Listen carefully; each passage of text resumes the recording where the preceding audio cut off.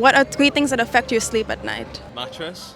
Temperature. The noise and humidity, probably the dust in the area as well. One is him. He's 8 months old, so if he wakes up in the night, that affects us.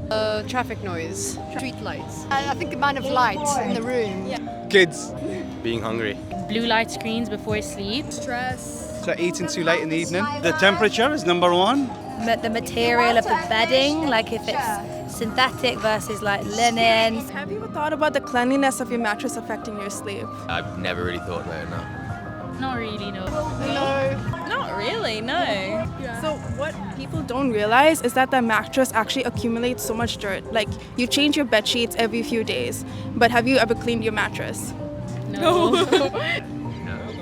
Exactly, you're sleeping on it 1/3 of your life. A lot of dust and like allergens come up in the mattress, and it accumulates over 2 million dust mites in a span of 6 months.